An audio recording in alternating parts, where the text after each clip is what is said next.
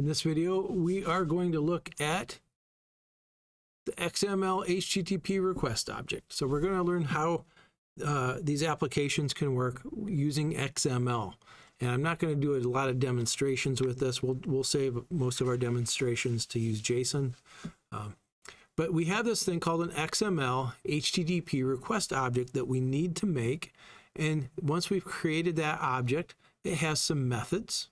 So there's an open method that lets us call a method from a URL.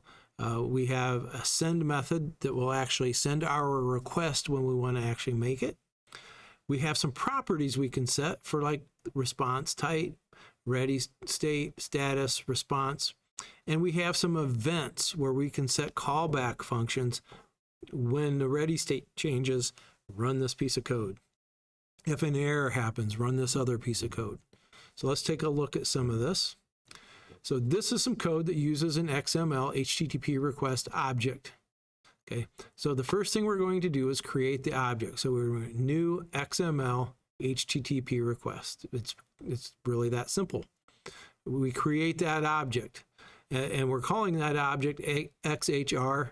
That's pretty common. I've seen that one a lot. That's a variable that people use because it's an XML HTTP R request, XHR.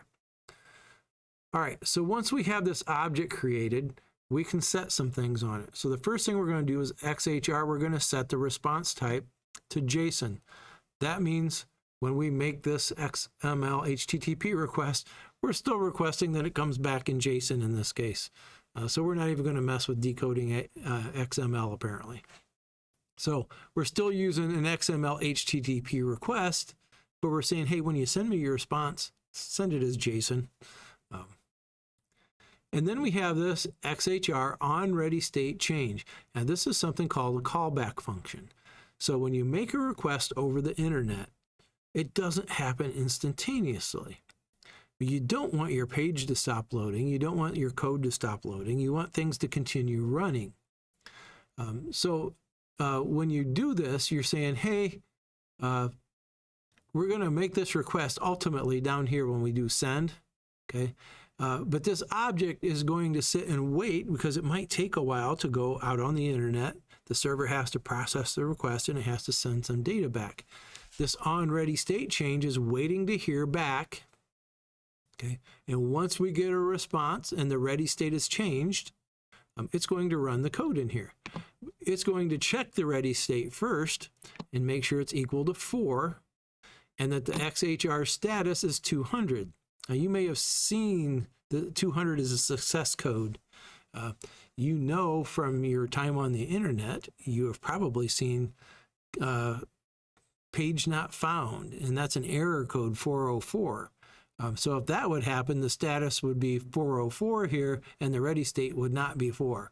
I can't remember exactly what it is, but we're basically checking and saying, hey, did this HTTP request, did it come back with good data? Okay. If it didn't, it's going to be an error. If it did, whatever code we write here in this function is going to happen. And in this case, we're just logging the response. What was in the response that got sent back to this XHR, this XML HTTP request object called XHR? What was the response? What did it have in it? All right. If the object comes back with an error, we're going to log that error. So we have this code, which is a callback function that runs if we have a good response. And we have this code, which runs if we have an error response. Okay, but we still haven't made the request yet. Just so you realize that. We're just getting ready this XHR object. We're getting it ready. We're telling it what we want in our request. We're going to request a JSON object. And if we get a JSON object back and it's good, we're going to do this. If we get a JSON object back and it's bad, we're going to do this.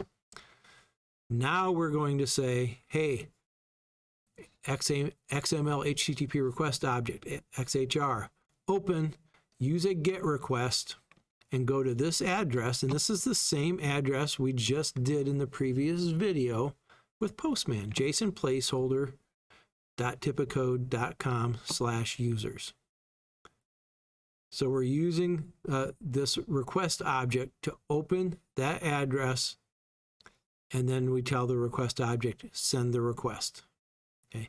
When the request comes back, it will trigger this method or it will trigger that method.